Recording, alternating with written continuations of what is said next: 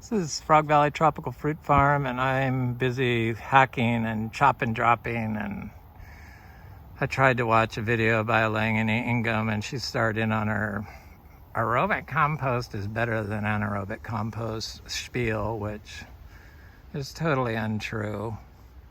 I mean, nature makes anaerobic compost, so I know that you don't know more than nature when it comes to soil health.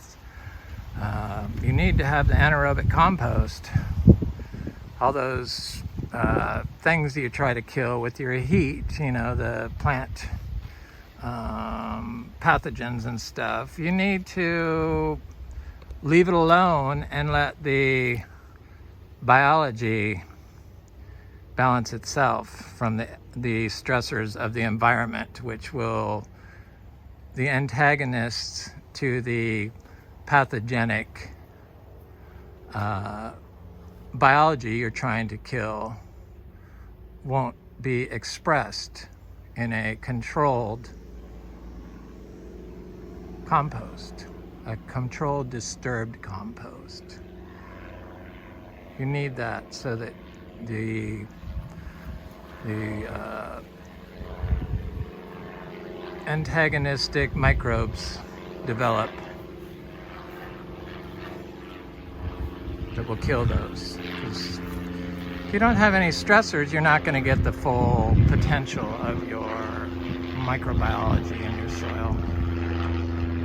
And the reduced compost from anaerobic methods, so that's all it is. It's just molecules reducing underwater or under the dirt or under a huge pile of compost, the innermost workings of it. The anaerobic compost has been shown to make more soil humus than the aerobic compost. So, I mean, I can counter all the reasons why you don't want anaerobic compost with reasons why you do. So you kind of have to have both of them. The inside of the log and the outside of the log, and the microbes inside the log are the anaerobic ones. The ones outside the log are the aerobic ones. So you need to wait. It can't be rushed. They want to rush it so that they can get their soil for their market gardens. It might work for a market garden, but we need that. We need those anaerobic reduced compounds, molecules, to grow tropical fruit trees and to have a balanced system. You can't have a balanced system with an out of balance compost, because that's the only compost you get when you're totally controlling it and disturbing it. It's out of balance. It's manipulated.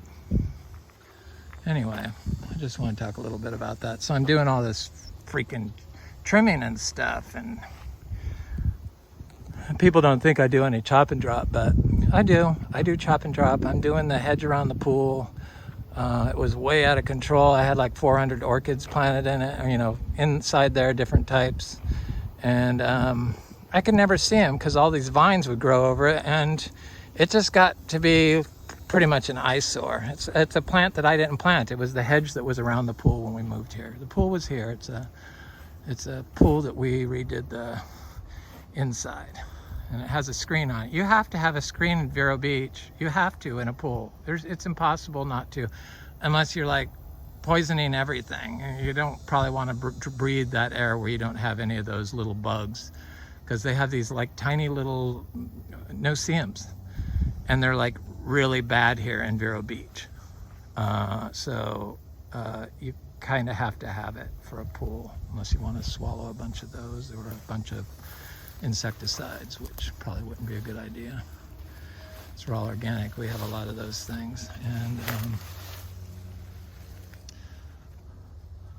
also, I believe the gopher tortoise probably has a nest right here. That's what that looks like.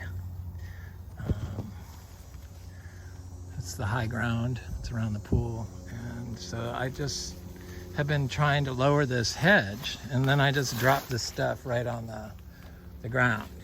and it disappears. You can see the orchids, but I mean, there's 400 in here.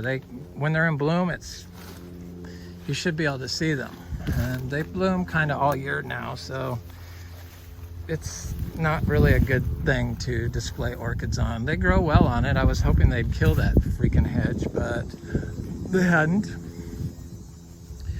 And so this is what I'm doing. I use my battery operated electric chainsaw that I put organic olive oil in instead of the whatever they suggest, but I found that the organic olive oil is probably cheaper than the stuff that they sell for the chainsaw, and it works great.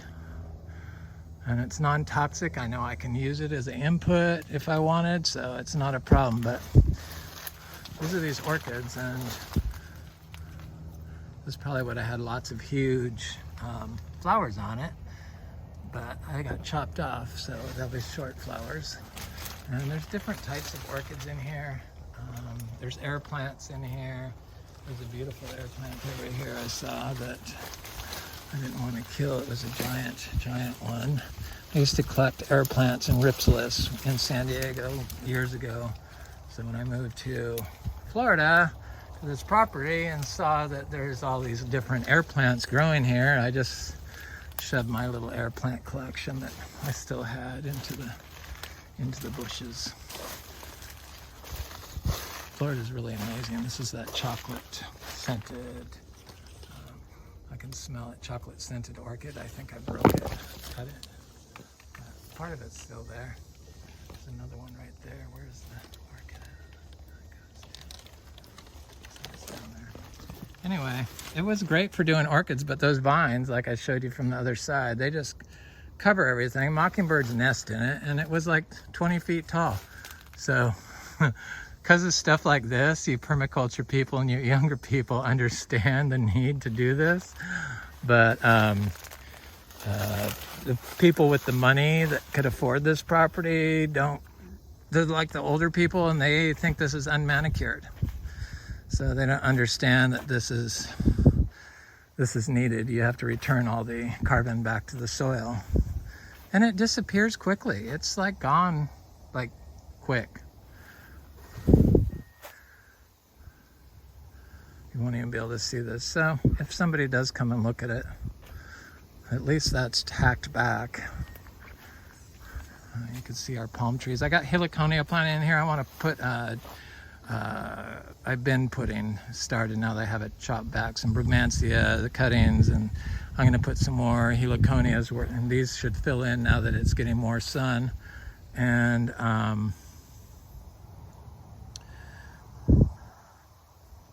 yeah, so these compose from the inside out and the outside. There's like fungi that grow inside those heliconias. I've seen the mushrooms coming, the fruit, the arbuscular fungi coming out of the chop and drop of the heliconia. This is like a heat pump, so it heats and cools the pool. We replaced all this stuff, redid the inside of the pool, but it has a deck that I want to replace. Depending on if anybody looks at this place, which I thoroughly doubt, we're gonna try to find somebody to do that. Finding labor now is like next to impossible here in Vero Beach. So, I'm 60 years old and I'm still able to get the chainsaw out and do all this and haul it away in this area, because I wanted to be able to walk through this area because it's by the house, and I could walk along here and then go over here and turn on my heater or turn off the cleaner or whatever I want on the timer. And yeah, so I'm not going to plant anything through here. This was all lawn. This was a hedge. This was a 2-foot hedge that I let grow out, and then I planted these orchids in here.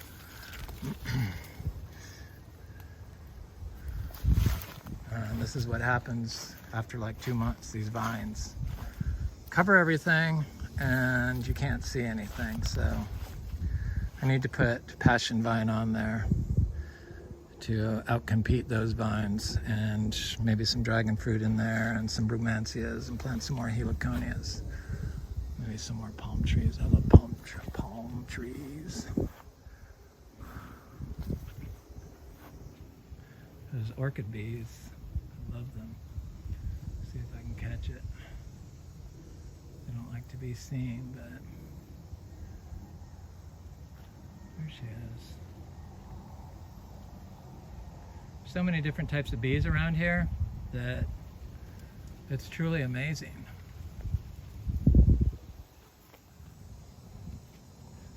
I've seen these orchid bees pollinate my mangoes, so just certain ones. I can't always watch the mangoes all the time, but I've seen them on the Kerry mango. They're really beautiful. It's really a beautiful spot. Florida's amazing. Anyway, this is Frog Valley Tropical Fruit Farm. Another beautiful day. I hope you have a good one.